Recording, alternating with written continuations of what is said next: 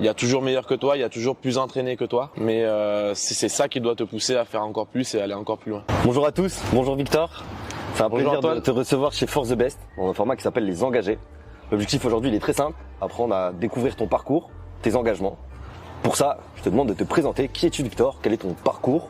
Eh bien, d'abord, merci Antoine pour l'invitation. Ravi de tester ce nouveau format à tes côtés. Moi, je m'appelle Victor, j'ai 23 ans. Je suis étudiant à Sciences Po Paris. J'étais sportif de haut niveau en kitesurf avant et j'ai 2-3 engagements aussi à côté des cours.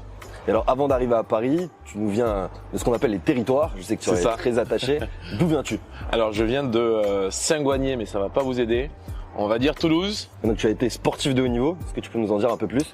Ouais, donc tout à fait, j'ai passé 6 ans en équipe de France de kitesurf.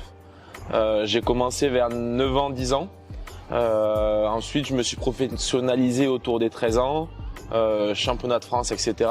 Et ensuite équipe de France jusqu'à ma première année de Sciences Po. J'ai gagné 2-3 trucs, j'ai été champion de France et j'ai été champion d'Europe aussi en 2017. Et j'avais fait le choix de délaisser le sport et de me concentrer principalement sur les études. Ouais. Donc sportif de haut niveau, puis étudiant dans une des plus grandes écoles de France. Aujourd'hui, tu es entrepreneur aussi, tu peux nous en parler? Toujours eu un attrait pour l'entrepreneuriat, dans le sens de monter des projets. Que ce soit business, que ce soit associatif, que ce soit sportif.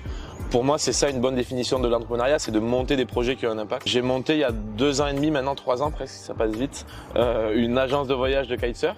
Donc ça me permettait un petit peu de continuer mon sport et aussi d'avoir un côté un peu business et de rencontrer plein de monde.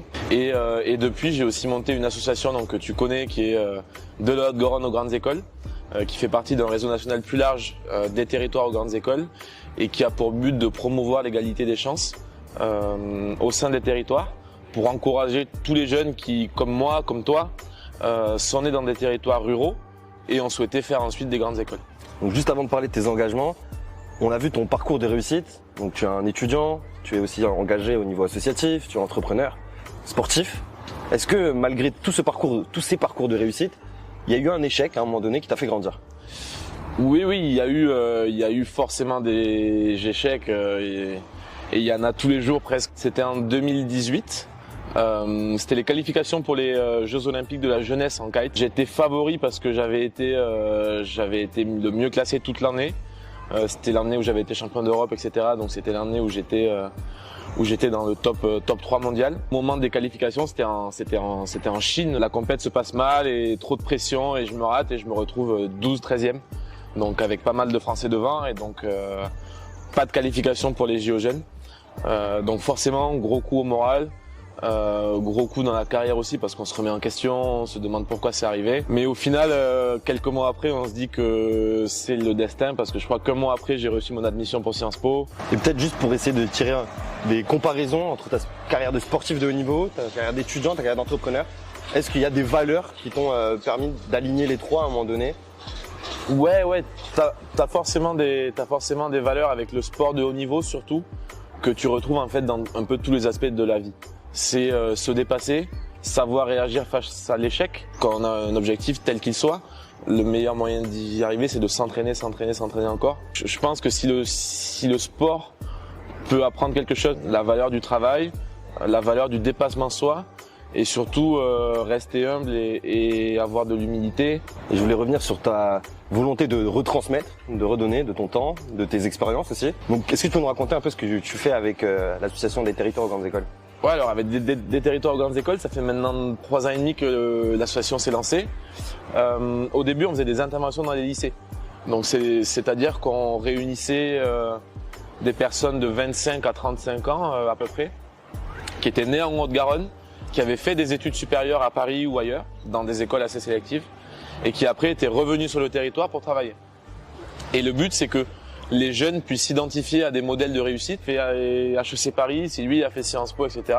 Moi aussi, c'est possible. Et est-ce que tu te souviens du moment, du déclic, où tu t'es dit ça c'est important pour moi de le faire? Mais tu vois, dans ma ville, dans tous les lycées de ma ville, je pense qu'en terminale, on devait être quand même 3-4 000, tu vois, il y a 3. Je pense qu'on est 2-3 à être allés étudier à Paris. Mais si tu veux, c'est là où je me suis dit, le problème c'est que ces jeunes, ils s'autocensurent de par l'éloignement géographique. Et c'est là que je me suis dit aussi, peut-être que l'égalité des chances est pas optimale. On parle d'égalité des chances, on parle de travail, mais il y a aussi une réalité, c'est que ces jeunes sont mal informés, Ces jeunes aussi parfois ont pas les moyens et les parents n'ont pas les moyens, donc les parents les brident aussi dans cette volonté-là de réussir.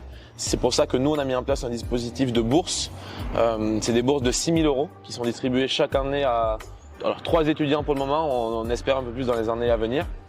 Et c'est des bourses qui accompagnent en fait les étudiants pendant leurs 3 premières années de scolarité et ça permet de les soulager un peu financièrement et de surmonter cette barrière-là économique. Comment t'expliques qu'aujourd'hui un jeune qui vient de la ruralité, même quand on lui parle d'ambition, elle est toujours en dessous de celle d'un Parisien? Alors moi je pense que tu as ce souci-là donc d'asymétrie d'information, mais tu as aussi cette notion de capital social que forcément un jeune qui vient d'un territoire très rural, qui vient d'une campagne, d'un petit village, a forcément moins de capital social qu'un jeune qui naît dans le 6e arrondissement, dans le premier. Donc forcément, ce jeune, il se sent un peu bridé. Il se sent incapable d'aller à Paris parce qu'il connaît pas forcément la ville. Il sait que ça va coûter cher à ses parents. Et ça, je pense que c'est vraiment un problème d'origine géographique et aussi d'origine sociale.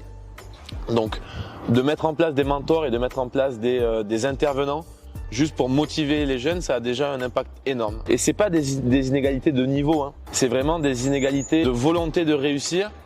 Et il y a un petit peu ce plafond de verre, entre guillemets, qui te fait te dire non mais là ça c'est une école qui est pas pour moi, c'est un cursus qui est pas pour moi. Pour un étudiant de 16 ans ou 17 ans en ruralité, c'est tout simplement pas faisable. Je pense que rien que le fait de pouvoir s'identifier à quelqu'un qui l'a fait, ça lui permet de se rendre compte que c'est possible. Aujourd'hui, tu es un peu un ambassadeur de ton territoire. Tu l'as été très jeune avec le sport. Qu'est-ce que tu aimerais qu'on retienne finalement de ton territoire et de ce que tu essayes d'incarner au quotidien? L'Occitanie, alors depuis quelques années, c'est un territoire encore plus large. C'est un territoire qui est ultra diversifié, tant au niveau économique que culturel. Un grand territoire maritime maintenant. On a plein de secteurs économiques, on a l'aéronautique à Toulouse forcément, mais on a aussi le développement de plein de projets énergétiques, notamment en bord de mer avec des parcs éoliens, etc. Donc on a une région qui vit, on a une région qui est dynamique, on a une région qui est agréable à vivre, hein. Et que moi ce que j'aimerais à long terme c'est revenir en Occitanie et participer au développement de la région et apporter un petit peu ma pierre à l'édifice. Ça tombe bien, on a parlé de plafond de verre. Ce que je te propose dans ce deuxième temps, c'est de le casser, de penser à l'échelle nationale, de penser à l'échelle de la France. Aujourd'hui, comment est-ce que tu vois la France? C'est quoi ses principaux défis? C'est une bonne question. Alors, premièrement, je vois la France quand même qui réussit d'une partie économique, avec ses startups, avec ses licornes, avec aussi ses petites PME et TPE qui réussissent bien. Moi, ce que je vois, c'est surtout une France fracturée. Et ça reprend un peu tout ce qu'on disait avant, une classe populaire qui s'apparente aussi à une fracture géographique, hein. Donc ça, je pense que c'est un peu la clé de la réflexion, c'est que souvent la fracture géographique est aussi une fracture sociale. Et je pense que c'est les problèmes qu'on retrouve à l'heure actuelle aussi. Je pense que dans le futur, si la France veut continuer à être un leader européen, elle doit aussi participer à ce que toute sa population réussisse, à ce que toute sa population se sentent à l'aise et un meilleur, je pense, ruissellement des richesses. Tu as parlé de futur. Nous, ce qui nous intéresse, c'est d'avoir ta vision. On va se mettre dans un monde où en 2027, Victor Bachichet devient président de la République. Quelle est sa première mesure? Peut-être pas en 2027, mais peut-être un jour.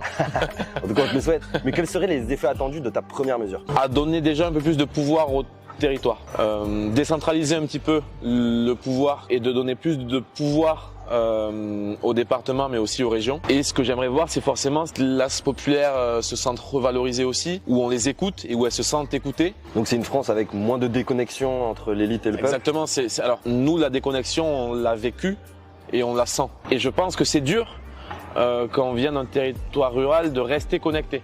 Et ça, c'est quelque chose qui moi me tient beaucoup à cœur. Mais si on est pris dans la vie parisienne, et je pense que malheureusement beaucoup de nos politiques sont à l'heure actuelle déconnectés de là d'où ils viennent et déconnectés de la France populaire, de la France rurale et j'ai envie de te dire un petit peu de la vraie France. Plus de prise en compte de ces personnes-là et qu'on arrive à avancer tous ensemble et que la réussite économique de la France ne soit pas juste une élite qui réussisse, mais ce soit un pays qui réussisse entièrement. Donc si j'essayais de construire le slogan de ta campagne, ça pourrait être Victor Bachichet pour une France réussir tous ensemble, décentralisée et reconnectée. Voilà, exact. Qu'est-ce que tu aurais aimé qu'on te dise quand tu étais plus jeune, en conseil? Que tout était possible, mais on me l'a dit et je l'ai vite compris. La chose clé à se mettre en tête, c'est que tout est possible. De n'importe quel milieu tu sois issu, ça prédétermine pas ce que tu peux faire dans la vie plus tard. On a parlé beaucoup d'engagement. Qu'est-ce que je dirais à un jeune qui veut s'engager mais qui sait pas forcément comment faire? Moi, je pense qu'il faut faire ce qu'on aime et c'est là où on est les meilleurs. Tu t'engages dans une cause qui te tient à cœur et dans une cause que tu as envie de développer ou de défendre. Forcément, tes missions auront plus d'impact. Ouais, un conseil, ça serait d'agir en fait. Je me suis rendu compte ces dernières années, on sous-estime le pouvoir de l'action. On sous-estime le pouvoir de faire un mail, passer un appel, envoyer un message sur LinkedIn. Quelque chose qui peut paraître tout bête, mais qui en fait peut avoir un impact énorme. Et en fait, on se rend compte que quand on le fait, ça peut nous ouvrir plein de portes et plein d'opportunités. Donc c'est d'y aller, de pas avoir peur d'échouer. Comme je te disais, on échoue forcément. Je pense que la dernière fois que j'ai dû échouer, c'était hier soir ou ce matin même, que c'est en échouant qu'on apprend. Et c'est en échouant qu'à la fin, on arrive à faire quelque chose d'assez sympa, de construit et qui nous plaît et dans lequel on s'épanouit. Une question, est-ce qu'il y a des livres, des séries, des films qui t'ont marqué récemment ou pas dans... Alors, je suis pas très série, j'aimerais bien l'être un peu plus, mais mon temps libre, c'est sport ou c'est sortir avec mes amis. J'ai un livre alors qui m'a beaucoup marqué, que j'ai lu il y a je pense 2 ans.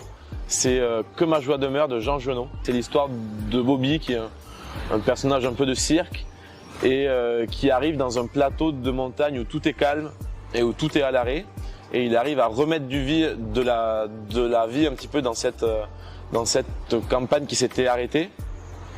Et Que ma joie demeure, c'est une hymne à la joie et c'est une hymne à apprécier les choses simples. Dans nos vies quotidiennes, on peut passer parfois trop d'énergie et trop de temps sur des choses qui sont en fait assez futiles et on prend pas assez le temps d'apprécier un moment en famille ou un coucher de soleil ou un moment avec ses amis. Qu'est-ce qu'on peut souhaiter à Victor Bachiché? De la réussite dans ce que j'entreprends. Là, je mets un peu entre guillemets en pause mes projets entrepreneuriaux. Je suis en train de vendre mon agence de voyage.